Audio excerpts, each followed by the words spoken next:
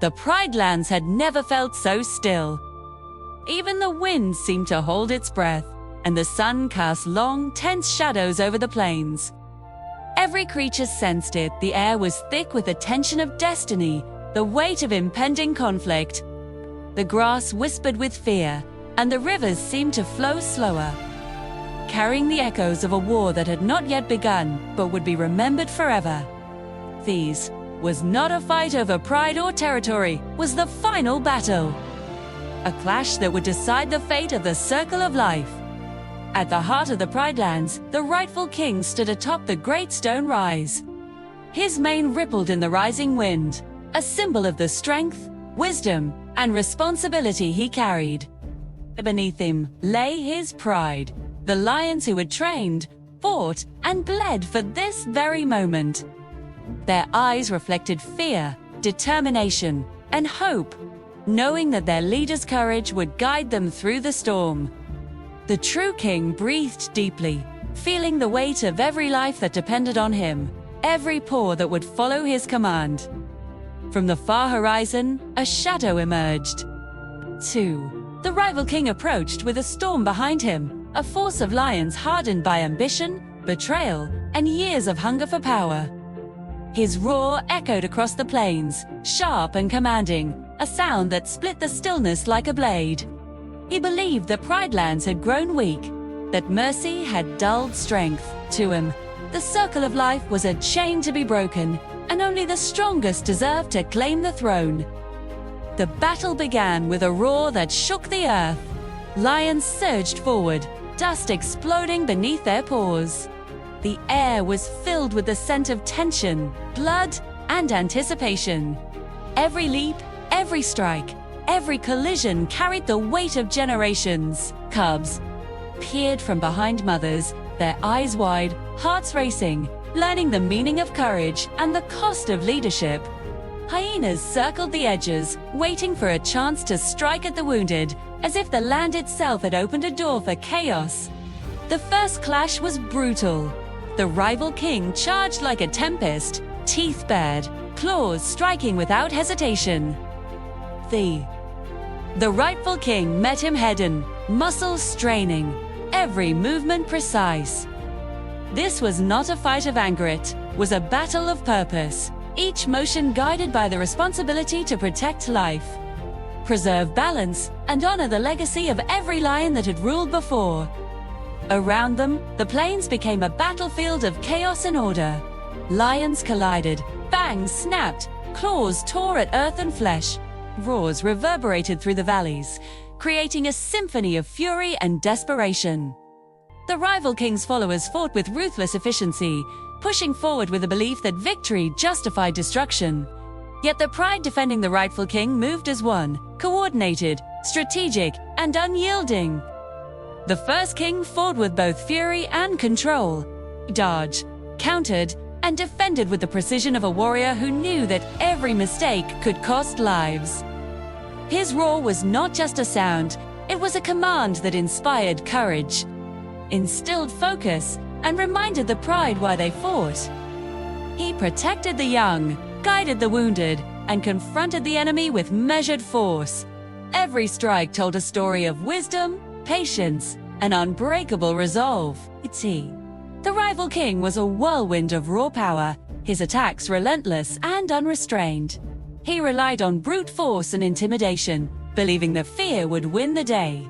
He lunged, leapt, and struck, each move designed to break the first king's defense and crush the pride in a single sweep.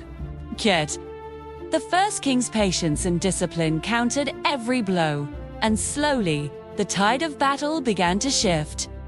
Amid the chaos, the cubs watched, learning the essence of courage. The young lions began to see that strength alone did not make a king. Purpose, wisdom, and the courage to protect others defined true leadership. They followed the example of their king, Jet, learning that the Circle of Life was a responsibility to be defended, not a prize to be claimed. As the battle raged, the rival king's aggression grew reckless. Each attack became wilder, each strike less controlled. fury clouded judgment, leaving gaps that the first king exploited.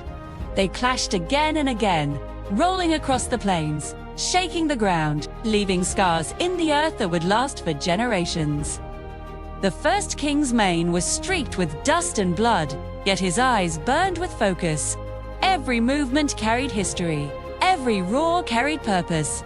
The fighting shifted toward the high ridge, the place where the throne of the Pride Lands symbolically and literally rose above all. The ground was uneven, cracked from the weight of battles long past. The rival king pressed his advantage, attempting to force the rightful king into defeat. He lunged, teeth snapping, claws extended. But the first king's reflexes and strategy allowed him to counter every move, guiding the battle like a dance of life and death around. The rest of the Pride fought valiantly. Lions wounded in the initial clashes regained their strength, motivated by the roar of their leader and the bravery of their companions.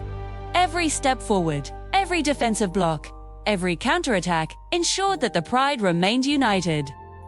Cubs, hiding behind rocks, learned that courage is not the absence of fear, but the choice to act despite it. The rival king stumbled at the edge of the ridge, his paws slipping on loose stone.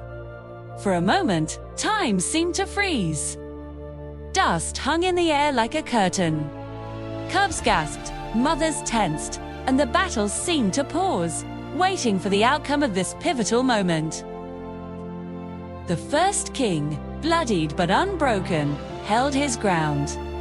He could end the battle with a single strike, yet he hesitated not out of mercy for weakness, but out of wisdom. Victory achieved through cruelty would not protect the Pride Lands. It would only sow future conflict. The rival king lunged one final time, his roar echoing across the plains. They collided, rolling dangerously close to the edge. Claws scraped stone, fangs grazed fur, and dust swirled like smoke around them. The entire Pride watched, hearts pounding, knowing that the fate of their land rested on the outcome of this final confrontation. The first king pushed back with all his strength, but instead of throwing his opponent down, he seized the rival king in a maneuver that stopped the momentum, holding him firmly, yet without lethal intent. He let the rival king see the choice before him: retreat or fall. The rival king's eyes flickered with anger, disbelief, and finally, realization. He understood that strength without wisdom had brought him here, and that the circle of life could not be claimed through violence alone. Woo! With a slow, reluctant motion, the rival king stepped back, lowering his head in acknowledgement. The battle ended not with death, but with understanding. The roar of the first king rang out across the plains, carrying not victory, but a promise. The Pride Lands would endure. Balance would be restored, and the circle of life would survive. Silence followed. Dust settled. The lions lowered their claws. Cubs blinked in astonishment. Birds cautiously returned to the trees, and the wind resumed its path across the plains. The land, though wounded, breathed again. The first king walked among his pride, tending to the injured, honoring the fallen, and comforting the frightened. His roar now carried reassurance, not command. Healing had begun. Far beyond the borders, the rival king watched. Spotty bore scars, his pride was diminished, and his ambitions were humbled. For the first time, he understood the lessons of restraint, responsibility, and true strength. Though he would never rule, he would carry the understanding that leadership is more than power, it is protection, balance, and the courage to preserve life. The Pride Lands began to heal. Rivers ran clear, the grass grew tall, and prey returned to the plains. Cubs grew stronger, guided by the lessons learned through battle. Elders shared stories not of violence, but of courage, sacrifice, and wisdom. Every roar, every lesson, every step carried the legacy of the final battle. a story etched into the earth and hearts of every creature. The first king continued to lead, walking among his pride, teaching, guiding, and protecting. He climbed the high rock at night, gazing at the stars and reflecting on the war. The constellations reminded him of past kings, battles fought, and the enduring responsibility to guard the land. His roar echoed across valleys and plains, a symbol of balance, endurance, and the unbroken circle of life. The aftermath of the final battle cast a quiet shadow over the Pride Lands. The dust that had risen during combat slowly settled, revealing a landscape scarred yet alive. Broken stones and flattened grass marked where lions had fought with every ounce of strength. But the land's resilience was undeniable. Streams that ran muddy with battle began to clear, and the first signs of life returned. Birds sang softly, insects buzzed in the tall grass, and distant herds moved cautiously through the plains.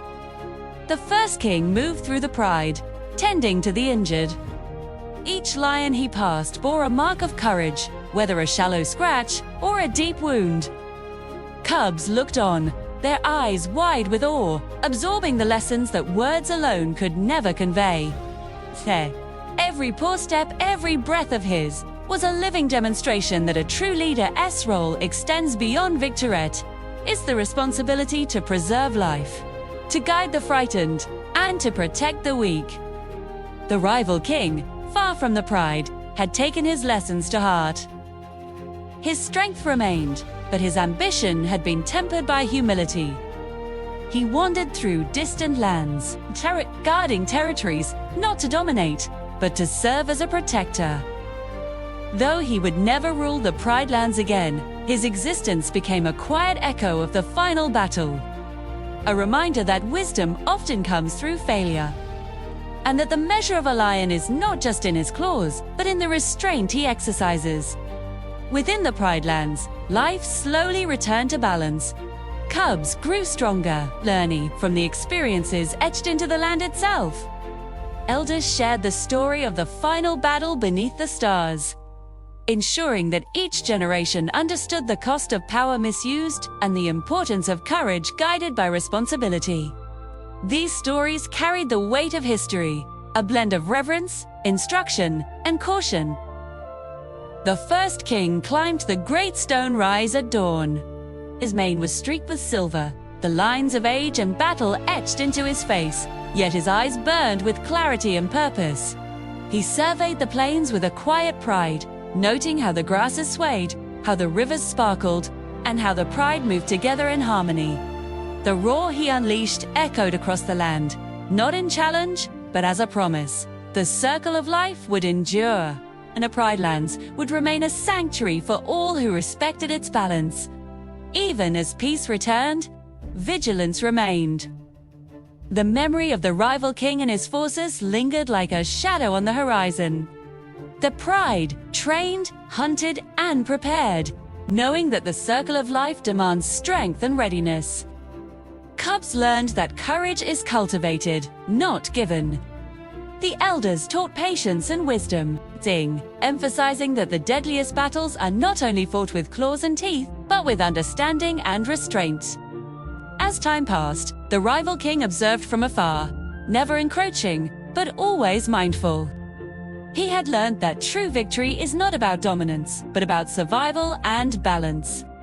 His presence, though distant, reminded the pride that even in victory.net, the lessons of humility and reflection must never be forgotten. Strength without wisdom may win battles, but it cannot protect a kingdom. The seasons changed, rain nourished the land, rivers ran freely, and prey returned in abundance.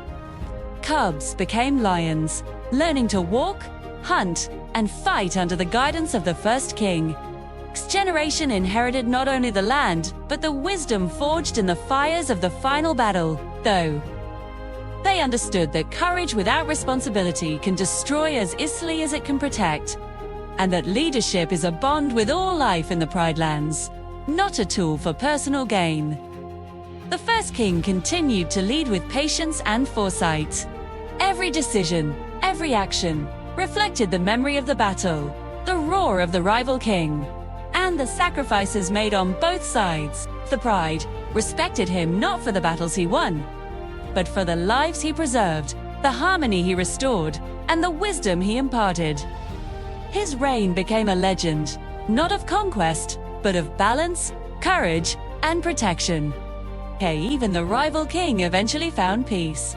He roamed lands far from the Pride lands, guarding territories and ensuring balance in areas under his watch.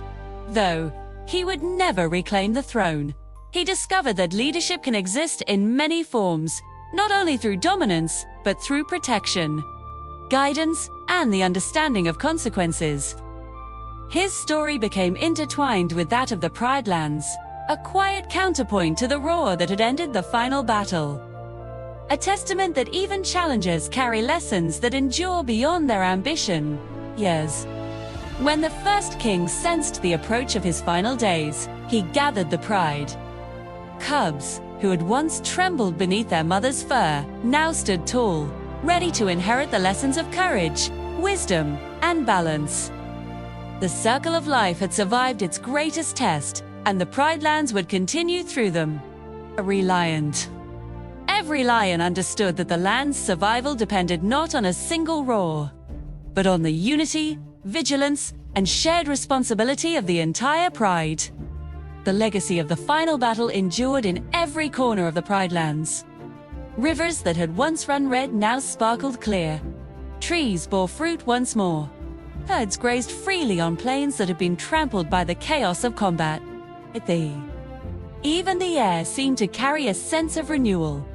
The battle had been deadly, but it had also forged a stronger Pride, a wiser king, and a land capable of enduring the harshest trials. The first king's final roar echoed across the plains, a sound of triumph tempered by understanding. It was a roar of guardianship, not domination. Cubs and young lions listened with rapt attention. Elders nodded in acknowledgement, and the land itself seemed to hum with the rhythm of life restored. Every heartbeat, every step, every roar was a reminder that the circle of life is a responsibility, not a prize. From distant lands, the rival king heard the roar carried by the wind. Though he could not return, he understood its message. Strength alone cannot preserve a kingdom. Wisdom, courage, and restraint are equally necessary. The Pride lands had survived not because one lion had claimed dominance, but because leadership was wielded with purpose, heart, and vision. The story of the final battle spread through the Pride and across generations. Cubs, who had grown into leaders, shared it with their own young, ensuring that the lessons of courage, sacrifice, and balance would never be forgotten. It became more than a story of violence. It was a story of legacy, of responsibility, and of the enduring power of life when guided by understanding and wisdom. Even as the first king's mane grew silver and his steps slowed, he continued to lead, climb the high rock, and roar across the plains. His presence remained a steady anchor, a reminder that the greatest battles are not only fought in the moment, but lived in the choices made afterward. Cubs learned that every decision shapes the future of the Pride, that every roar carries meaning, and that true leadership is measured by what is protected, not destroyed. The rival king, far away, had transformed. Destiny from ambition to reflection became a quiet legend. He protected, guided, and observed, understanding that true influence comes from action tempered with wisdom. Though he would never claim the throne, his story became a cautionary tale, illustrating the consequences of power untempered by responsibility. The Pride lands flourished. Rivers shimmered under the sun, herds grazed peacefully, and the roar of lions became a song of unity rather than threat. Cubs who had once hidden behind mother's fur now ran freely, learning the skills of hunters and guardians. Elders imparted the wisdom gained from the deadliest battles, ensuring that every generation understood the balance between courage, restraint, and leadership. The first king, older and wiser, surveyed the land one last time. His eyes traced the paths of his pride, the rivers, the ridges, and the plains that had survived chaos. Every roar, every battle, every choice had shaped this kingdom, leaving it stronger, wiser, and prepared for the future.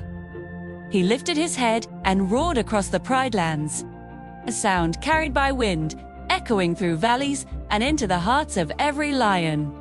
It was a roar of life preserved, of lessons learned, and of the enduring strength of the circle of life. And so, the final battle became legend. It was remembered not as a tale of destruction, but as a story of courage, wisdom, and the resilience of the Pride Lands. Cubs grew into leaders, lions passed on lessons, and the land itself thrived. The circle of life endured, protected by those who understood that true power lies not in conquest, but in the preservation of life, balance, and harmony. The Pride Lands remained, a kingdom strengthened by conflict, guided by wisdom, and sustained by courage. Every roar, every heartbeat, every step of the pride carried the memory of the final battle, a reminder that leadership is a responsibility, that courage is measured by action, and that the circle of life is sacred, enduring, and eternal.